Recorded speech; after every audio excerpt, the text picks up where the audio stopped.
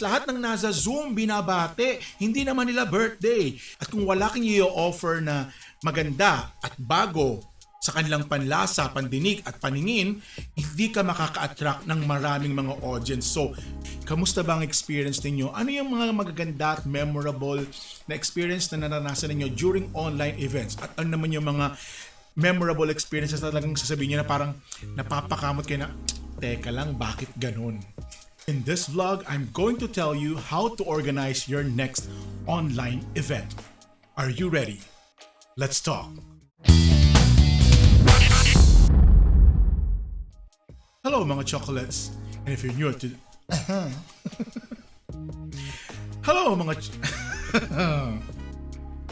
Hello mga chocolates, and if you're new to the channel, welcome to ChockTalks. I am Choc and Cabo, and I am a teacher and an events manager. Okay, alam ninyong lahat that together with my wife, Madam Princess, we own a small company known as MP Express. Please follow us on Facebook.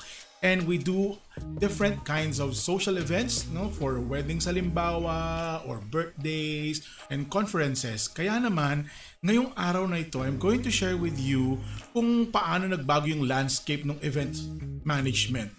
And to be honest, it's really hard.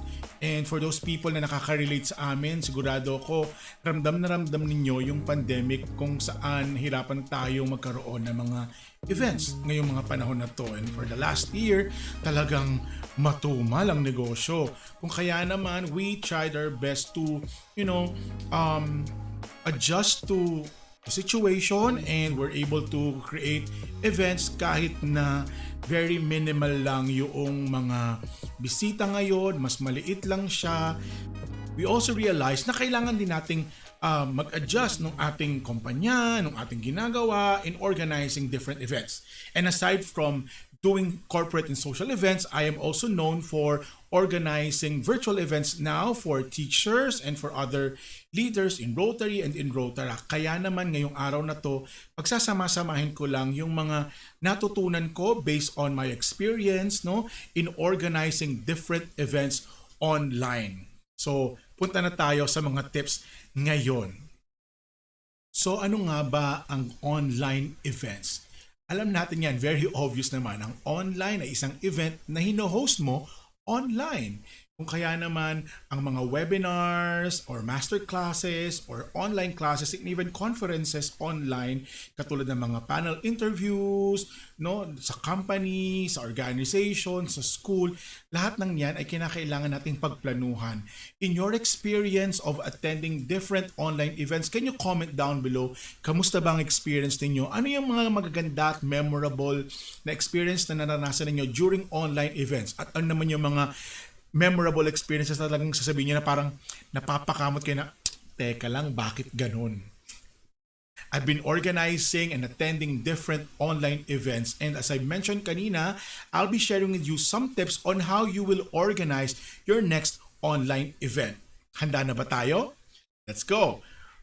Number one is for you to know and understand your audience. This is very, very important. Before you plan anything for your online event, it is very important to ask the following questions. 1, sino bang a-attend? Who will be attending this event? Number 2, ano yung mga pwedeng mga challenges and problems that they are facing as an audience? Ano ba yung kailangan nila? That's why you're organizing this event. For the teachers, halimbawa, would you like to give a training for, halimbawa, teaching strategies or understanding students, etc. Pero instead of asking yourself, you have to ask your audience, ano ang gusto ninyong gawin natin o pag-usapan natin in this particular event? Number 3 is your goals. You have to set specific goals. Hindi pwedeng basta ka magtatawag ng mga tao at mag-organize ka ng event without a clear set of vision or goals for your event. Understanding who your audience are and what they're struggling with or ano yung mga pangangailangan nila, and understanding yung kabuuan ng konsepto will have a strong or will give you a strong foundation para magkaroon ka ng successful virtual event. That's number 1. Number 2, I am very particular with this one, and that is you have to be conscious and really consistent with your visual branding. Anong ibig sabihin ko rito? It is important that you align your event, no, sa mga materials na gagamitin mo. Logo, for example, the brand aesthetic is very important. Gagamit ka ba ng mga virtual background? Anong itsura ng mga PowerPoint presentations mo? I'll be showing to you some samples of the events that I hosted and created during this pandemic, no, for Rotary, for my school, and for other events, no, even in my masters in Lasal. Importante sa akin, anong itsura ng event? Anong magiging look? Paano ko siya ibebenta? If you're going to market an event that will require, for example, registration, it is important na maganda talaga yan. Hindi ba? Kasi para siyang produkto na ibinibenta mo. Kung hindi maganda ang branding, hindi yan bebenta. And even organizing free seminars or events for people, it is also important that you have that sense of branding, no, in your event para hindi naman magmukhang putyo-putyo or hindi ka naging handa dito sa event mo na to. The branding is very essential. That's number 2. Let's go to number 3. You've been attending seminars during the normal setup. But you have to remember, when we talk about online webinars or events, it is important that you have to think mobile. Anong ibig sabihin mo doon? Think as if you are looking at a computer or a cellphone, kung saan yung mga audience mo ay nagkakaiba-iba ng lugar kung saan sila umaattend ng mga webinars nila or ng mga events ninyo. When we talk about organizing online events, many of our attendees or participants will watch it, or halimbawa, they will join your conferences using their cell phones, hindi ba? Or yun nga, yung iba naka-tablet lang. Kaya importante na i-consider mo rin yan when you organize your event. I-optimize mo yung event for a mobile experience when creating your materials. Dapat yung mga PowerPoint presentation mo or yung mga slides mo or yung mga Canva presentations mo ay visible kahit na telepono lang ang gamit. Kailangan malinaw, pantay ang mga kulay, malaki ang mga font, mababasa. Dahil yun nga, i-consider mo yung mga taong mag-a-attend nito. Keep your text talaga na to the minimum and increase the font size para hindi ka magmukhang, alam mo yun, yung iba nanonood ganyan nakalapit o ang liit-liit na nung hindi na nakikita yung mga text mo, or magre-reklamo sila na the presentation is kind of blurred or the text are too small, etc. Select a platform with interactive features. Pwede din yan when we talk about mobile. Kaya ako, I am known for using, for example, Canva in all my presentations this time. Second, I also interact with my attendees using different online tools para makuha ko yung mga immediate feedback nila. Diba? Pwede nyo rin gamitin yan. And then, number 4 is get help. Meaning to say, hindi pwedeng ikaw lang ang mag-organize ng lahat. I am a guy na guilty dito. Most of the time, ako yung nag-MC, ako din yung gumagawa ng presentation, and I'm also the manager of the Zoom event. Minsan ang gulo-gulo nun. But what I realized from the last year's experience, talagang kinakailangan mo mag-delegate.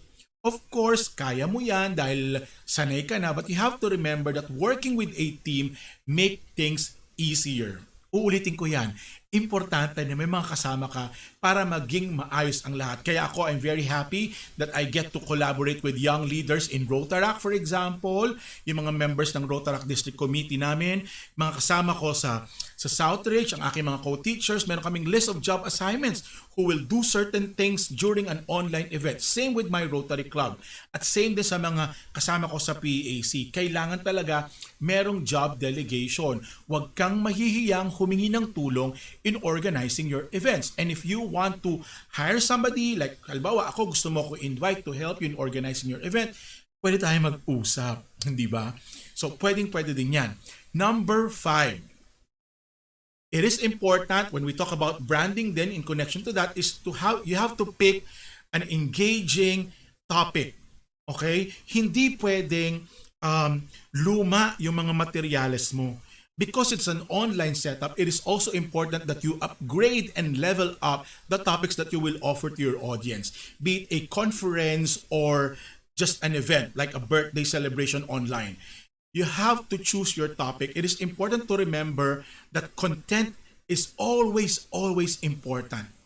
Your attendees are showing up no, to learn something from you. At kung wala kang i-offer na maganda at bago sa kanilang panlasa, pandinig at paningin, hindi ka makaka-attract ng maraming mga audience. So, pick an interesting and engaging topic for your online event.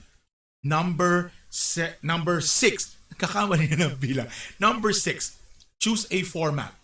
When we talk about format, eto na yung daloy ng program mo. Are you going to be having an event na meron ka lang isang presenter or dalawa yung mga presenters mo or panel ba yan? Kasi lahat ng yun kino-choreograph in an online setup. Hindi pwedeng pupunta ka sa isang event na, hindi mo alam kung sino na yung i-spotlight mo, for example, or sino yung mga i-highlight mo na magsasalita.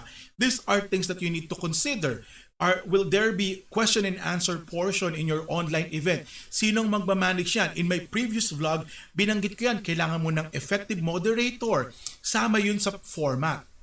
Are you doing an interview? Like halimbawa, what I'm doing on my YouTube channel kapag may mga guest ako, interview ba yan? Panel discussion ba yan? Or is it going to be a product demo? Halimbawa, meron kang ibebenta online or may papakilala kang produkto. These are something that you need to consider when you organize your online event. Number 7, next point. You need to look for a quality, effective, and great speaker.